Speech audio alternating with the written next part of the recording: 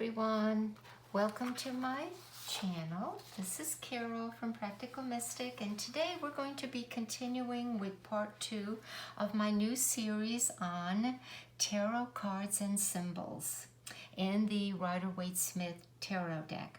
Today we're going to be continuing cards with crowns, and they will be only on the court cards. And it may be helpful if you do have a deck of the Rider-Waite to take out the court cards.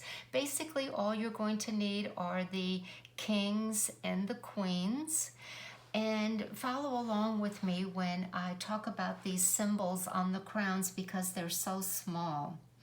But before we do this, I would like to give some basic yet important information about the court cards, and that's why I have all 16 court cards out. We know that each of the suits represent an element, and one of the 4 natural elements.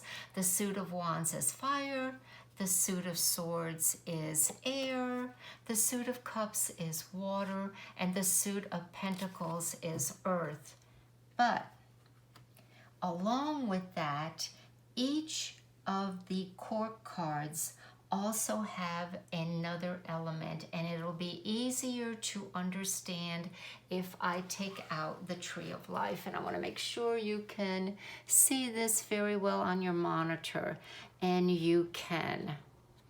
Okay, let me move these for a second because I'm going to be using these individually, and I want you to focus on the Tree of Life. All right, the right hand pillar is the fire pillar, and the kings sit in the right hand pillar. So all kings represent the fire element and are of the male archetype. So all kings also are fire elements. The queens represent the water element and the female archetype, and they sit on the left-hand pillar of the Tree of Life. Okay? All knights represent the air element and are both male and female. They are located on the middle pillar, considered air. And by placing them in between the fire and the water pillar, when air is added to either of these elements, it makes for movement. Therefore, it influences fire and it influences water. This is why the knights are on horses. They are in motion, they are moving, they are influencing. And lastly, we have the pages. All pages represent the earth element and are also male or female. Now, the earth element is located way down here in the 10th Sephirah called Malkut. And they are really considered contemplating. If you look at their pictures, they are very focused and may or may not act out on what they are contemplating, thinking, evaluating, and studying. They are considered the messengers relating to the suit of their cards. Okay? So to recap, all kings are fire, all queens are water, all knights are air, and all pages are earth. All right, now let's go back to looking at the symbology of the crowns. So you may want to get out your 4 kings and your 4 queens. And again, I am going to lower my camera here so you can see these a little better. Okay, all right, good enough. So there are a few other things that are important to understand before I get into the symbology. Arthur Waite gave all the kings what is considered a cap of maintenance underneath their crowns. This means that they have a state of nobility and social responsibilities that they have to maintain. In the queens, he gave 2 of the queens a cap of maintenance, and we'll be discussing that in a few minutes. Okay, and the other thing is, in part 1, we talked about the crowns in the major arcanas were gold. The crowns in the court cards are colored yellow. Yellow is the color of intellect and the mind. Okay, with that, let's begin by looking at the King of Wands. We know that the suit of Wands is fire, and we've just learned that all kings are fire. So the King of Wands is double fire. And he is, his cape of maintenance, to me, looks like an animal skin. And that would indicate strength and power with the black spots. Now his crown is open, and you can still see the cap of maintenance on the top of his head. And we can surmise that his crown has probably the 4 flame shapes, if we think of one in the front, one in the back, and of course one on each side. The flames connect him to the double fire element and the qualities of fire. And the 4 is the number of order and stability, which is very important for him to maintain all of that enthusiasm, inspiration, spirit of fire as he rules and guides his people. Now going to the Queen, we know again wands are fire, and we know that all queens are water, so she is fire and water. And those 2 combinations really have to cooperate. They don't always mix well together, as we know. Water puts out fire. Her crown has a scalloped edge on the top with 3 circles with a dot in the center, and you really have to look close for those. They're right there above her crown. Now this is the astrological glove or symbol for the sun, and it connects her to the astrological sign of Leo, which is a fire sign.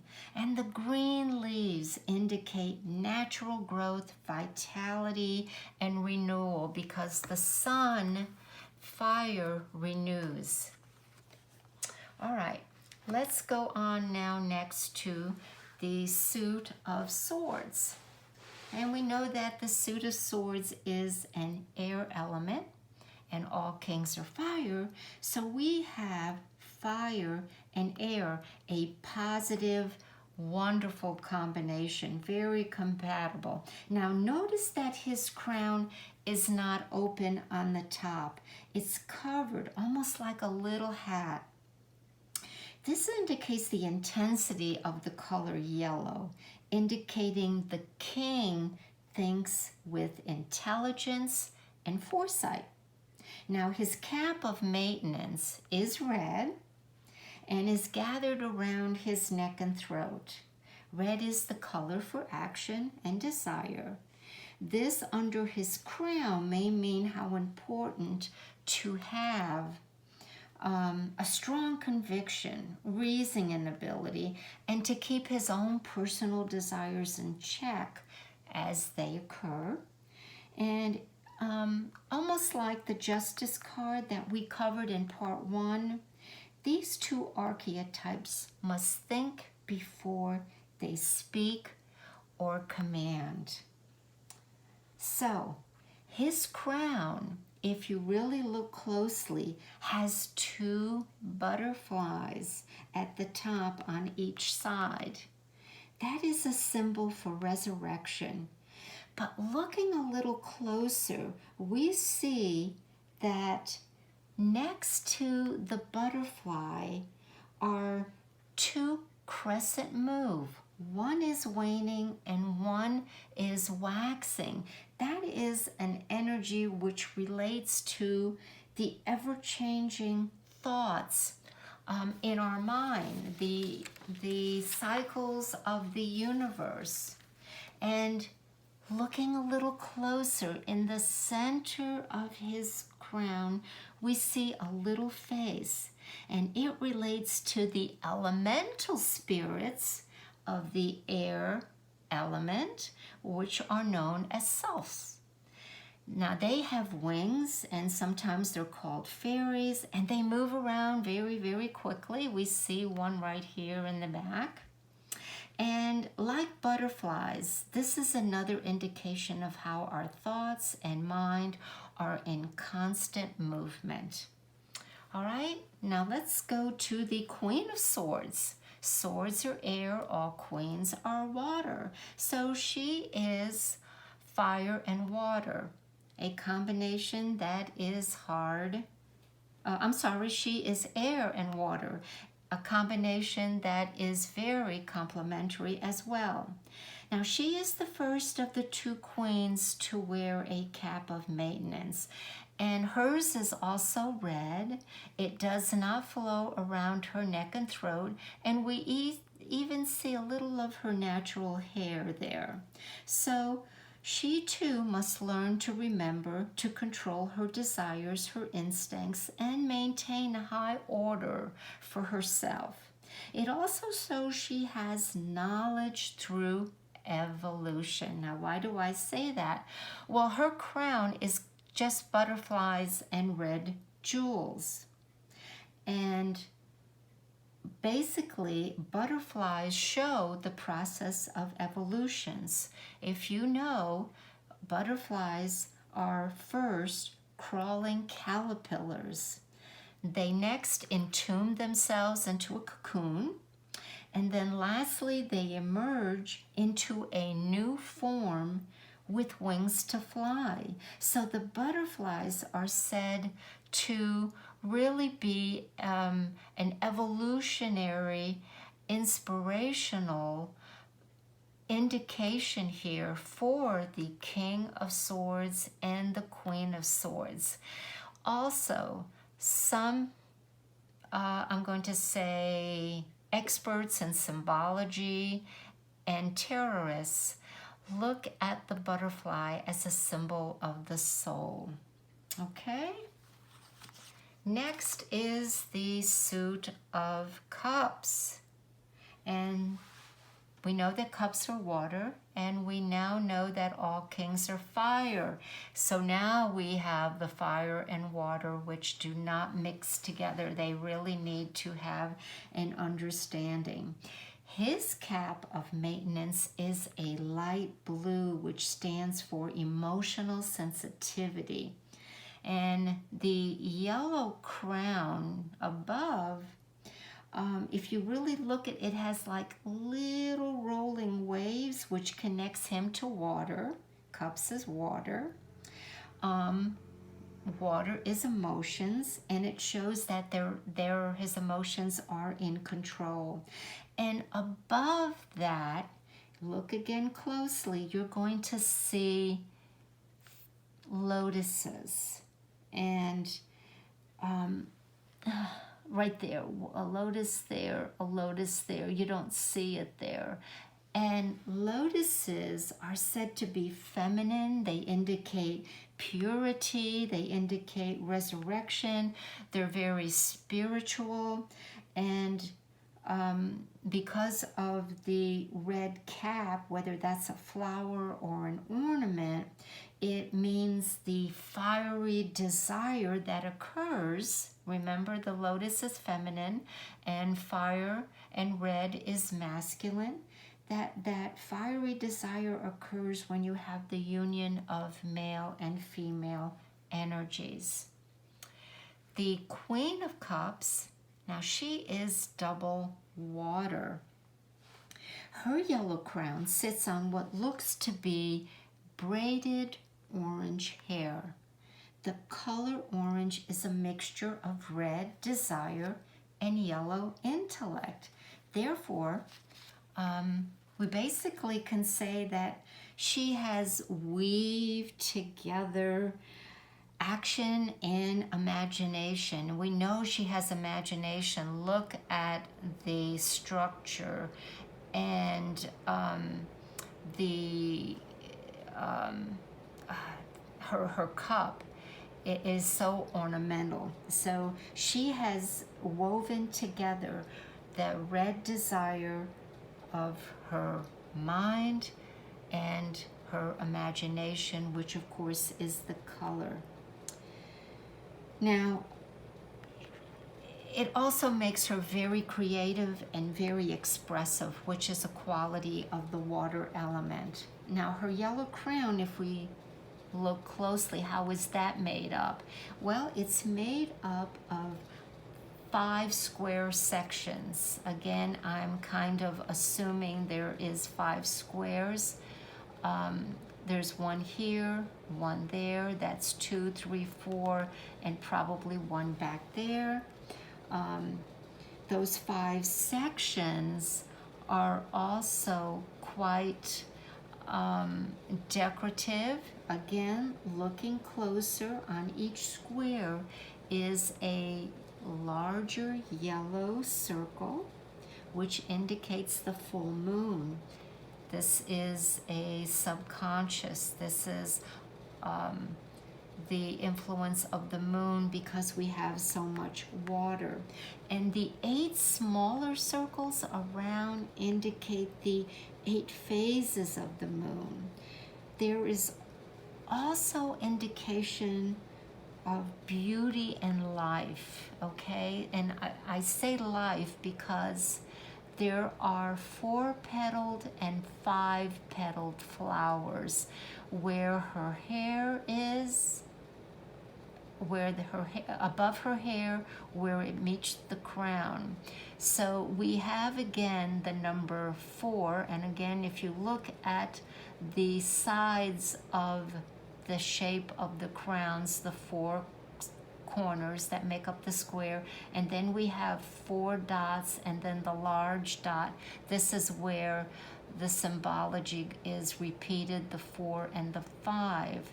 But going back to what I was saying earlier, she has beauty and life because of flowers around the base of the crown, which are beautiful, and of course life because 4 is a spiritual number.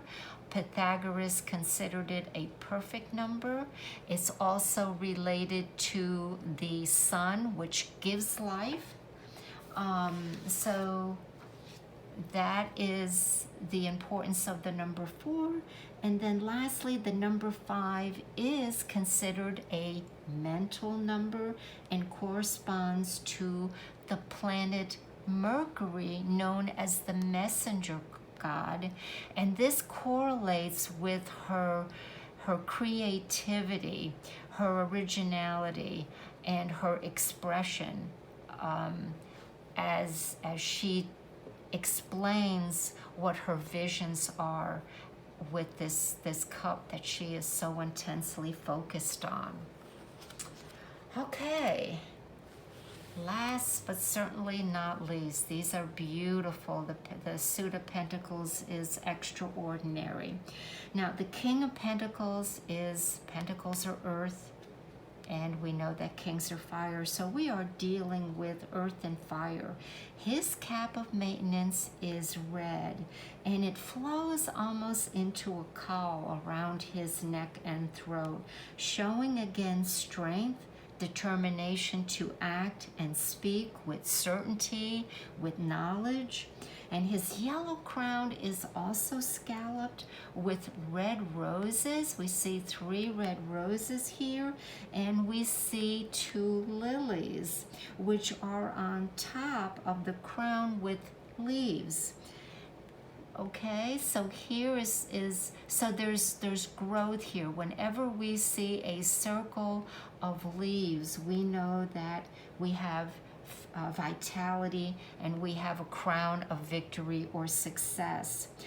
The red roses indicate pride and recognition, and the yellow lilies are purity and thought and intention. We add them up. We have 3 red roses and we have 2 lilies. That is the number 5. Again, yes, 5 is a mental number, but it also relates to the 5 senses, which are so instrumental in the earth element because we use the 5 senses constantly when we're here on the earth plane. Now, the Queen of Pentacles is earth and water, and that is an excellent combination, and it shows that she is the second queen to wear a cap of maintenance. She has a long green cap that flows down, almost depicting her connection to nature. If you really look at it's almost like a leaf, ever-ending stream of leaves up and down, and we don't know where this cape ends. So her green cape indicates her connection to nature and all of life, which is constantly changing and growing. Now, her yellow crown is not open at the top. It covers her entire head. It is decorated with red jewels, and of course, jewels indicates again nobility.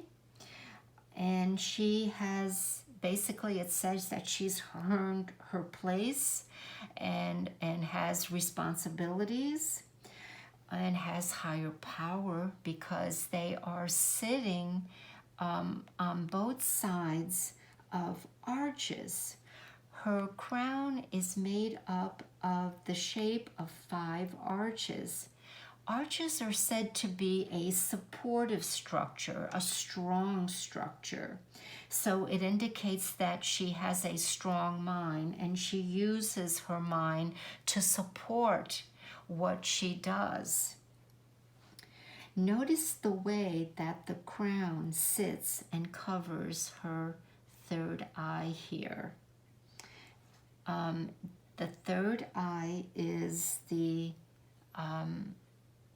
called the third eye chakra, and it has to do with illumination and psychic abilities. Not only that, but the decoration on the very top, now there seems to be a yellow ornament on the top of her crown with some sort of flowery growth. Again, all of this on the crown chakra are an indication of her stage of illumination and ability. I'm going to end it there. I hope that you have enjoyed all the information concerning the crown in the cards, and soon I will be back and continue these series with other symbols. I haven't decided what symbols I'm going to use next, but before that, if you have any questions, please feel free to comment or email me. I always leave my email address there for you. Thanks, everybody, for your support, for joining me today. Take care, many blessings, and bye for now.